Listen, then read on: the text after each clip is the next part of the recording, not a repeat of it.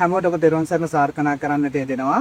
ඉතින් මම මිමුරේ ගම්මානයේ විවසනයකට පත් වෙලා ඉන්න වෙලාවකදී ඉතින් ඇත්තටම අපි හැමෝම හසුරන වෙලා හිටපු වෙලාවකදී ඉස්සෙල්ලාම අපේ හදවතට එහෙම නැත්නම් අපිට ජීවත් වෙනවා කියන හැඟීම මේ ගම්මුන්ට ලැබෙන්නට පටන් ගන්න දෙදුනේ ඉස්සෙල්ලාම හරි හම්බ වෙන්න තියෙන්නේ කොමාන්ඩෝස් පටයෝ 8 දෙනා. එම නැත්නම් විරෝධාර රණවිරු 8 දෙනා හේතු කොටගෙන තමයි ඇත්තටම අපේ මිනිසුන්ට නැවත අපිට යම් විදියකින් හැඟීමක් ඉපදින්න තියෙන්නේ අපිට නව බලාපොරොත්තුවක් එක්ක ජීවත් වෙන්න පුළුවන් කියන එක. ඉතින් මං හිතන්නේ අපි ස්වාමීන් වහන්සේලා විදියට අපිට වඩා මේ අපේ ගෙනියන්ට ඒ කියන පය වැඩියෙන් දැනෙන්න තියෙනවා.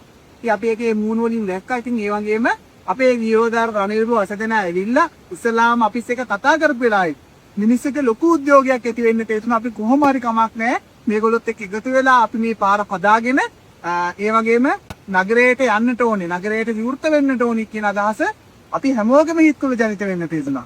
ඉතින් ඒකත් එක්කම අපේ මේ තරුණ කැලේ වසන්ත මහත්මයා ඇතුළේ තරුණ කැලේ එකතු වෙලා ඉතින් හැමෝම දහමුදාවේ මේ ලැබෙන්නට යෙදුණු සහයෝගයත් එක්ක කටයුතු කරන්න තියෙනවා. මේදී අපි විශේෂයෙන් මතක් කරන්නට ඕනේ අපේ කොමාන්ඩෝ රෙජිමෙන්ට්යේ ඒ බීරෝදාර රණවිරුව මෙතනට ඇවිල්ලා කොහොමද හෙලිකොප්ටර් එකක් බාන්නේ?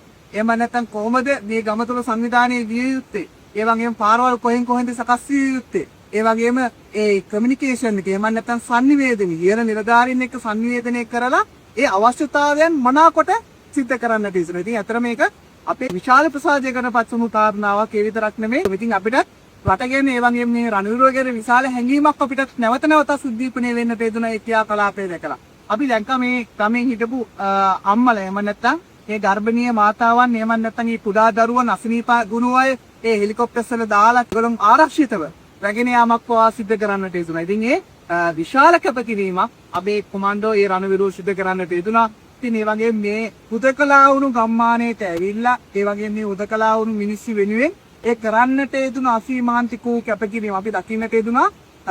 සමහරක් වෙලාවට කෑම ආහාර නොගෙන ඉතින් ඒගොල්ලන්ට වෙන්නුණු අර විශේෂ පාසලයක් තියෙනවා. ඉතින් ඒක පමණක් සමහරක් වෙලාවට ආහාරයට අරගෙන තමයි කැපකිරීම කරන්නට යෙදුනේ. නමුත් ගමට ආවට පස්සේ අපි එහෙම වෙන්නට නොදී අපේ ගමේ හැමෝගෙම උදව් උපකාර ඇති වුණා. ඉතින් අපි හැමෝටම කුළුවන් උපරිමයෙන්ම සලකන්නටත් යෙදුණා. ඒ විතරක් නෙවෙයි අපි මේ වෙලාවේදී ජාතිපතිතුමා ප්‍රමුඛ රජයටත් ඒ වගේම ශ්‍රී ලංකා යුද හමුදාවේ ඒ හමුදාපතිතුමා ඒ වගේම කොමාන්ඩෝ රෙජිමෙන්ට්ුවේ ඒ අනුදේන නිලධාරීතුමා ඒ වගේම ඒ සියලු දෙනාම මේ වෙලාවේදී සිංහානුමෝදනාත්මකව අපි මතක් කරනවා. ඒ වගේම අපේ විශේෂයෙන්ම අපේ ලෙෆ්ටිනන්ට් මහත්මයා සතින මහත්මාව අපි මේ වෙලාවේදී මතක් කරන්නට යෙදෙනවා. ඉතින් ඒ වගේම අපේ අනිකුත් සීළු බටේනොත් අපි මේ වෙලාවේදී මතක් කරන්නට යෙදෙනවා. ඉතින් මේ විතරක් නෙමෙයි පළවෙනි ඉතින් ඔයගොල්ලන්ට කතා කරන්නේ ඉක්මෑන් ටීම් එකක් කියලා නේ. ඉතින් ඒ ඉක්මෑන් ටීම් එක ආවට පස්සේ තවත් කට්ටිය ඇවිල්ලා. ඉතින් අපිට සහයෝගය දැක්වා. ඉතින් ඔක්කොමලාම 16 දෙනෙක්.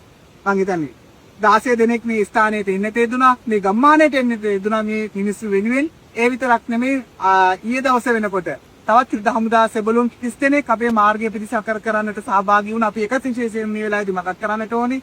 මේ විතරක් නෙමෙයි බැක් ටීම් එකෙන් 8 දෙනෙකුට ඇවිල්ලා ඒ සනීප ආරක්ෂණ කටයුතු වලට ඒ විතරක් නෙමෙයි මේ වැඩ කටයුතු වලට උදව් උපකාර කරන්නට ඒ විතරක් නෙමෙයි මිනිස්සු අසරණ වෙලා ඉන්නවා, රෝගාතුර වෙනවා, සමහරක් අයට ඇවිද ගන්න බෑ. ඒ දේවල් වෙනින් උදව් උපකාර කරන්නට මේ විරෝධාර රණවිරු ඉදිරිපත් වන්නට යෙදුණා. ඉතින් රටට, ජාතියට, අපේ ජනතාව කියන හැඟීමෙන් යුක්තව ඉතින් මේ විරෝධාර රණවිරු කටයුතු කරා. ඇත්තටම අපි ස්වාමීන් වහන්සේලා විදියට ආරණ්‍ය සේනාසනයේ නායක ස්වාමීන් වහන්සේ විදියට අපි ස්වාමීන් වහන්සේලා සියලු දෙනාම මේ ජාතික රණවිරුවන්ට අපි ඇත්තටම ආශිර්වාද කරනවා. රටක් වැටිච්ච හැම වෙලාවකදීම ඉදිරියට ආවේ රණවිරුවෝ. ඉතින් මේ වෙනුවෙන් අණ දෙන්නට යෙදුණු නිලධාරීන් ඇතුළු කරගත්තු ඒ උසස් නිලධාරීන් ඇතුළු කරගත්තු හැමෝම අපි නැවතත් අනුමೋದනාත්මකව සිහිපත් කරනවා. ඉතින් හැමෝටම අපි ආශිර්වාද කරනවා. මේ ලබා ගන්නට යෙදුණු පන්නරයෙන් ඒ වගේම අපිටත් පුළුවන් කමක් හැදේවි. අපි උපරිම උත්සාහ කරනවා මේ රණවිරුවන්ට උදව් කළා මේ අපි පත්තුණු විවසනේ කියලා දෙන්න නැගිටින්නට. ඉතින් අපි හැමෝටම මේ ධෛර්ය සබාදාමින් හිමි වේවි කියලා අපි විශ්වාස කරනවා. තුනුරණි ආශිර්වාදය අපි හැමෝටම හිමි වේවි. එහෙනම් හැමෝටම මේ ලබා ගන්න තේරුම් පන්නරය පාරමිතාවක්ම වේවා කියලා මහා සංඝරත්නයේ විදිහට අපි ප්‍රාර්ථනා කරන්න තේජෙනවා. එන හොඳයි නං මේ එන හැමෝටම තෙරුවන් සරණයි බොහොම පිං කරපු කැපකිරීම අපමිතයි. ඉතින් හැමෝටම අපි නැවතත් ආශිර්වාද කරනවා. කිසිදු කරදරයක් නොවේවා. කිසිදු කරදරයක් නොවේවා කියලා අපි ප්‍රාර්ථනා කරනවා හැමෝටම. ඉතින් එනක් තවත් කට්ටියට පිට වෙන්න ශක්තිය ධෛර්යය හම්බ වේවා.